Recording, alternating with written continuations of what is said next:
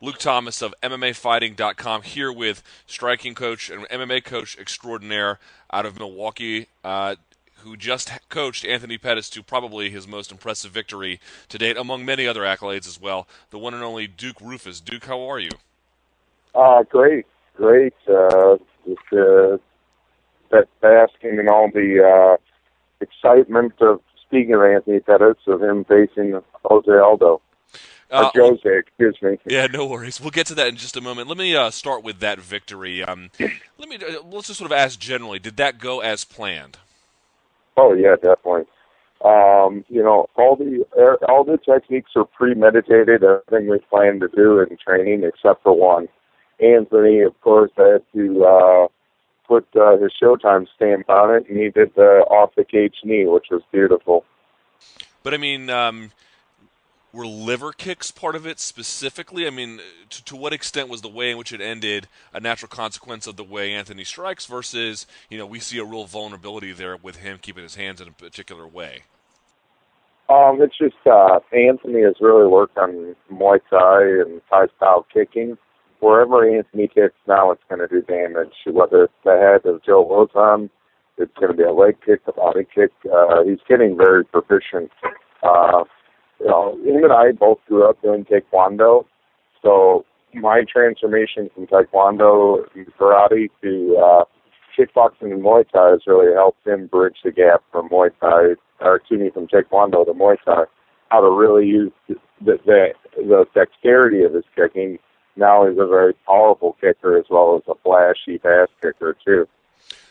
For folks who may not have that kind of experience, help me understand what it means, right? So when we see in MMA a Taekwondo kicker, it's usually presented as a guy who does sort of like a side kick or some sort of turning kick, and the Muay Thai kicker is some guy who sort of faces you at 12 o'clock and drills you with his shins either to the leg, body, or head.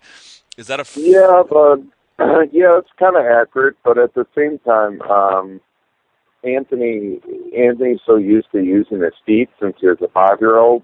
It's effortless for him to pick up his legs and power kick people. So his muscles are trained to move quicker and faster than someone who's only been kicking, say, 5, 6, 7 years or 10 years. He's been doing it, 21 years of his life already. And that's a huge advantage in the kicking game. So that's what I'm saying. He can pick his legs up so quick. That's why his kicks are hard to defend. The time from floor to target is very small, and that's why he's so successful with his kicks. I've been able to help him bridge the gap between Thai boxing and Muay Thai and Taekwondo, and that's been the fun part of it. Really helping do that. And as well, I mean, taking some of the cool moves like the cartwheel kick he did, is actually a move from traditional Muay Thai called Muay Baran. And there's a famous Muay Thai fighter in Thailand that uses the kick often named Sanchai. So, it's just fun getting those type of things going on.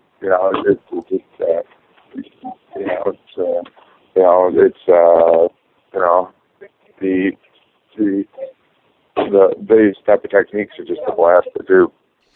To what extent is the athleticism aided there? You mentioned part of it is that from foot to head, if he's kicking somebody, it's the speed. Is that, could somebody who is not as good of an athlete as Anthony do what he does, or is this something that he really brings to life because he has a particular athletic skill set?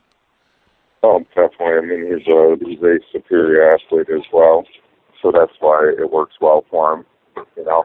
So that's the best thing he's got going for him now is his athleticism too. All right, let's talk about some of these stranger kicks that he does. You mentioned the cartwheel kick he tried on Cerrone, and of course he's done a million other things as well in the cage. I'm going to ask you plain out and give me the best answer you can. Why aren't okay? I grant you that Pettis is pretty good. He's actually really good, right? But for example, Anderson Silva, no one did the front kick in MMA to the face until Anderson Silva did it. Now everybody's doing it. So why aren't some of the techniques that Anthony does more ubiquitous? Well, we saw Jose Aldo do the Superman punch that Alan Belcher and Anthony have done in fights too. I mean, I think you're going to see. I mean, I saw online that Overeem was playing around with a Showtime knee. I saw Dos Santos was playing around with a Showtime kick. Another move I saw online, Paul Sass was playing around with a triangle off the cage. I mean, I think you're going to see more people doing it. I mean, let's face it, people are going to see what Anthony's doing and going, wow, that kid's getting a lot of shine. I think I need a piece of that. And as well, what happens, too, after a while, everyone's getting better at striking. So, therefore, jab, cross, hook, round kick, hook, cross, everyone's understanding the basics of striking. So, once in a while, you need a little trick play to mess someone up a little bit. How would you describe Anthony Pettis' footwork? And by that, I don't mean good or bad. It's obviously quite good. But what about it is unique, right? I mean, there's different. I mean, footwork is, if we're a really good striker, it's almost like a fingerprint. Dominic Cruz has his own kind of footwork, and Jose Aldo has his own kind of footwork. How would you characterize the footwork of Anthony Pettis? Well, he's agile. He's almost like a panther who pounces on his prey. One, he's a great athlete, so therefore, but my father was my first coach, and to me, if you look at a lot of the fighters I coach, I'm meticulous on footwork. Footwork is everything in mixed martial arts. If you want to avoid takedowns or if you want to create takedowns, if you want to create shots or not get hit, you've got to be able to move your feet. Mobility is the key to fighting, in my humble opinion. And Anthony is very meticulous on that. He understands it, especially from years of doing martial arts tournaments. He understood how to hit and not get hit. That's a style that I brought to me still into my kickboxing and Muay Thai career, was the ability to hit and not get hit. I didn't sustain a lot of damage when I use that particular style. I mean, I'm aggressive, but at the same time, when it's time for me not to hit, I'm gone. And that's what Anthony's awesome at. He's he comes in aggressively, steps to a different angle. He's very good at putting himself in a position where he can hit you, but you can't hit him. But how would you say Jose Aldo? He seemed to be, I mean, he's known as a great striker too, right? Very different, but a great striker, but he doesn't seem to move nearly as much. Why is that? Yeah, he likes to stalk and attack. I would say, like, if I had to characterize his style, I did a lot of research on Jose Aldo when Eric Koch was going to fight him. I know that he's done some training with K1 Max fighter Andy Sauer. So he's got definitely what's called the Dutch kickboxing influence to his style, and similar tendencies, traits that I understand because I have trained with the Dutch too. So he's more of the stalking style that you see in K1 fighting or Dutch kickboxing. And that means what? A little more, on the balls of your feet, a little more stationary, moving forward, and it's a bigger emphasis on power? Yes, definitely. I like to throw hard punch combos followed by hard low kicks, followed by punches again. And, you'll see his jumping knee and things like that. He's a hell of a fighter, too. I mean, I love watching Aldo fight. That being said, I love watching Cerrone fight, but I love watching my guys beat those guys. Fair enough. If you had to mold and create such that one exists, the perfect striker in MMA, would he be primarily a kicker or primarily a puncher? Well-rounded. So explain to me why. Explain to me why he couldn't have a specialty. I think that kicking's cool, but if you don't have any weapons to set it up, it's a very pragmatic style. It's like only living and dying by being a basketball player can dunk the basketball, or only do layups, or only shoot three-pointers. It's like any other sport. You got to be well-rounded with your attacks. The more attacks you can, it's play action in football.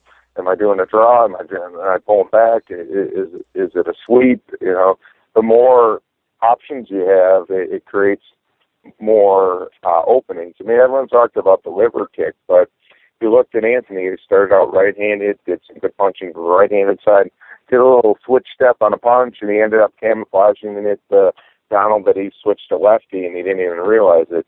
Did some punches, and followed up with a little side kick, followed up with a step knee on the cage, almost through the elbow.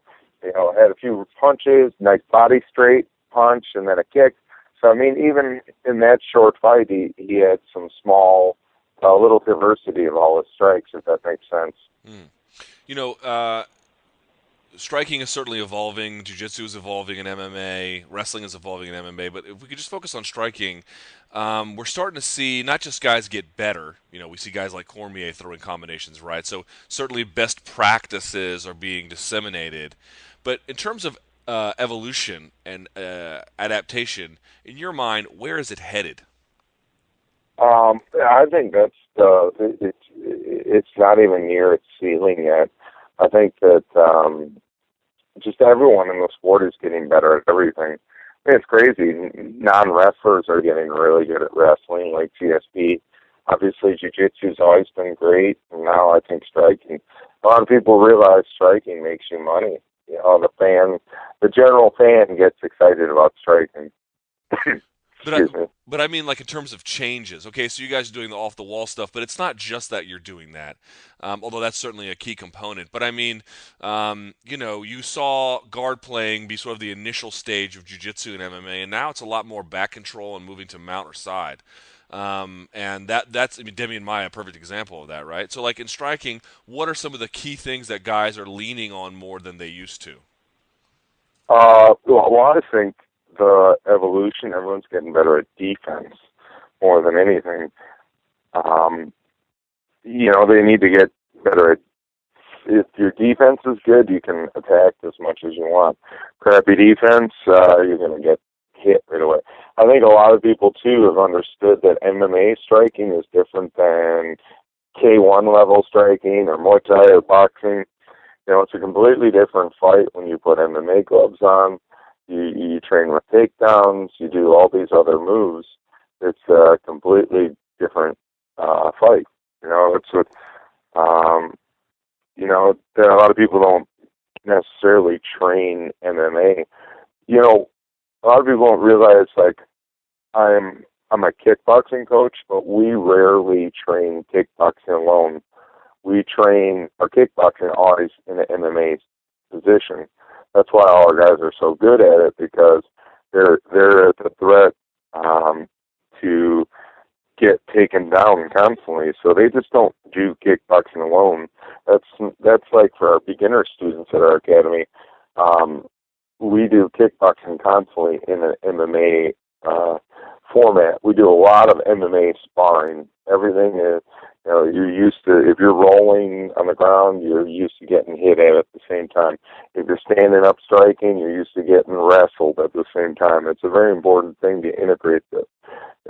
That's something that I've tried to really work on over the years in MMA.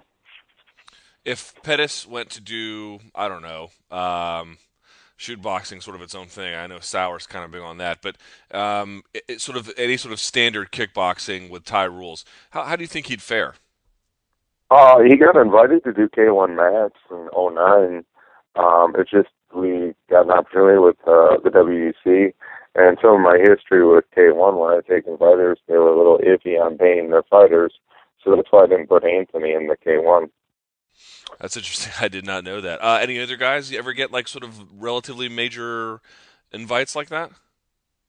No, I mean, but like Sergio Pettis, Anthony's younger brother, he's fought Muay Thai already. He fought professionally at Muay Thai at age 17. So I mean, now he hasn't fought majorly. I am getting back into the striking now. I'm helping out with the Glory, and I've got students doing it again. Right now, I see that there's an opening for kickboxing. I don't think it's ever going to be as big as MMA. And right now, with that, it's a good opening to share the market. I don't see kickboxing being as big, but I see having a place. A lot of MMA fans will watch kickboxing. So if someone asked me what is the talent disparity between the world's best boxer in terms of striking, or at least boxing striking, and the world's best MMA fighter in terms of their boxing striking, I would tell you it's pretty significant, right? I mean, there's nobody really in MMA who can do what Floyd Mayweather does. Not even close, I would say. Now maybe no, but I mean, here's another thing. I actually had guys like Anthony. They train with one of his friends. Is signed by Mayweather and just fought Saturday night in Vegas, and we do a lot of cross training with higher level guys. I mean, that's how I got them good at. I've put Anthony in there training with pro boxers. I mean, a lot of the stuff you see, like I see Anderson Silva doing the cross training, definitely, we're doing that too. So then, help me understand what is even if you have Anthony training with these high level guys, and Freddie Roach has told me George St. Pierre could train with high level guys when he spars over in boxing. What is the difference in talent level between MMA's best kickboxers and kickboxing's best kickboxers? How far apart are they? I mean, somewhat far, just because they do it full time. But then there's guys like Anthony Silva. Some of the better guys can cross back over into that sport and do good. I mean, especially if they did it as their full-time job.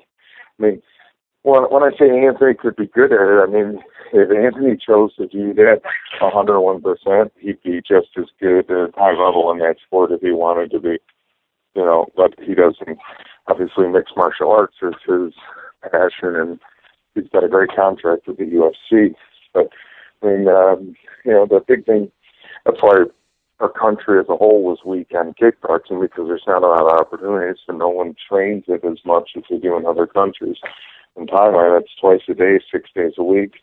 Holland, it's at least 5 to 6 days a week of training, hardcore. It's like anything else. That's almost saying comparative. Why are we better in the Midwest at wrestling than the rest of the country? Here wrestling's a religion. My wife's hometown is like the movie Vision Quest. Wrestling is huge where my wife grew up, and and we're not even one of the bigger wrestling states. Take Iowa and Minnesota; they're even crazier. It's the same difference in wrestling, probably. It's the culture and how big it's going to be. So a little more about Aldo, and then we'll wrap this up here in just a second. But in getting back to Aldo, tell me why you're confident. Both those guys are probably good on the ground, and they're probably both good wrestlers. At least in the MMA context. But that is certainly a bout that is going to be contested on the feet for large portions of that fight. Why do you believe that Anthony Pettis? Not just I know he's your guy, but I mean, if you had to make a case, you had to argue it. What is it about Anthony Pettis' striking that matches up well against Jose Aldo? He's fast, he's strong, and he's a little bit more reach than Jose. And Anthony's stronger in the later rounds than Jose Aldo. You think it's a fair criticism to say he fades? He just starts to coast. I mean, you can tell he's a very explosive guy. He's gonna struggle later in the fight, but is he very dangerous? Yeah. Is he very technical, aggressive? Yeah. But I mean, if you want to be the best, you got to beat the best. So I mean, Anthony's a big stakes player. He loves big fights. These are the type of fights that bring the best out of him and motivates him. And I love seeing him motivated because he just reinvents himself every fight. The nice thing, Anthony doesn't cut a lot of weight. Last 3 fights, he didn't even go to the sauna. So he's very meticulous with diet, nutrition. And for us, it's a big advantage of the fight being in the summer, because right now, the winter, it's tough. It's a little bit harder to lose weight in the winter here than it is the summer. But in the summer, it's very humid and hot. It makes it very easy to make 45 in the summer for him. All right, I don't want you to give away your whole game plan, but if you could just give me one thing. What is one sort of technical flaw? I understanding he's a very good fighter, Jose Aldo, one of the best in the world. But sort of technical standing thing, what is one thing you see that could be, if not just through Anthony Pettis, anybody else, be taken advantage of? I'm not going to say a flaw. The one thing that Anthony isn't going to succumb to is the low kick. The leg kicks are going to be a non-issue. Leg kick's a cool technique until someone knows how to block it. When you know how to block the kicks, he's the one who gets hurt, Aldo, not Anthony. That's the one thing that has given a lot of people trouble. That's the one thing that Anthony prepared very well for Cerrone, which was a non-issue in that fight too. First leg kick that was launched, Anthony blocked it and struck back right away. You didn't see Cerrone leg kick anymore. Now that's the thing about in MMA. I do see guys suck at blocking leg kicks. They're so worried about takedowns that they sometimes forget the leg kick. And when you know that someone likes to throw them a lot, you're ready for them. So, if you do watch a lot of fights from Thailand, the leg kicks actually not used a lot. Why? Because everyone's good at defending them. Um, in other sports, they're not as good at defense. So that's the one thing I'll say that is going to definitely change all those games. The kicking, he's not going to bully or out-kick Anthony by no means. And I believe Anthony's faster than him. So the hands and other weapons, Anthony won't be in front of him for his knees. And I can just say what Aldo's not going to do to him. All right, I lied a little bit. I want to talk about one more thing, and I promise I'll let you go after that. Sure. Appreciate your No time. problem. So we go from Anthony Pettis and Jose Aldo, no matter who you like, incontestably two very different but two very good strikers. I want to go to somebody else before we go in your stable, and that's Ben Askren. Now, Ben Askren is a sensational one of the best wrestlers in MMA, an Olympian, Dan Hodge Trophy medal. I could go on about this guy's wrestling ability, and obviously undefeated in MMA and kicking ass in Bellator, and he just beat and stopped Carl Amasu. So the one thing we noticed was that there seemed to be a little bit more steam on his punches. It's one thing to take a guy like Anthony Pettis, who is probably a better sort of fast twitch kind of athlete than Ben Askren is, and who has a striking background, then taking a guy who is like a wrestler who's just almost the opposite of Anthony Pettis in that regard. What, reasonably speaking, what is the ceiling in terms of what kind of striker you can turn Ben Askren into? Man, he's going to be kind of like Michael Chandler up in your grill. I mean, that's the thing. A guy like him or like even Cain Velasquez who's coming forward, those guys are so good at wrestling that if the striking isn't working, they can shoot. That's the key, I think, for wrestlers to be aggressive. Ben is getting a lot more steam in his punches, and big thing, the next stage I want to really work on with Ben was his ground and pound striking. And that's a whole other area of mixed martial arts people don't understand. You use a different muscle group to strike on the ground than you do actually standing.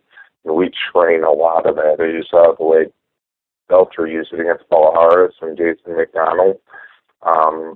Ground striking is a whole other area of the game that you have to specialize on too. And that's something that Ben has. And on his feet, he's looking better and better. But here's the beauty that Ben has going for him. He's got Cope, Pettis, Belcher, Little Pettis, all the other good strikers in my gym constantly striking at him. So his defense is very sound. And that's why he's able to take a lot of good fighters down easy, even though they're good strikers, like, say, Lima and Amasu. He has a very good defensive base. The hard thing for a lot of wrestlers is their muscles are not set up for punching. They're set up for pulling or pushing. And their triceps aren't built where striking is more of a snapping and wrestling's more of a pushing and dragging. So you got to transform new muscles in order to get those punches to snap. And that's a big evolution we've been working on, even with our strength and conditioning coach, developing the muscles that are going to help Ben athletically punch better. All right, Duke Roufus. Anthony Pettis takes on Jose Aldo in August. Best of luck to you and Mr. Pettis on that fight, and thank you so much for your time. Oh, thank you. It was a really cool, kind of interesting interview, very educational, and it was a cool chat. I liked it. Thank you. Let's do it again after the Aldo fight. How about that? For sure. All right, Thank you. sounds good. Thank you so much, Duke.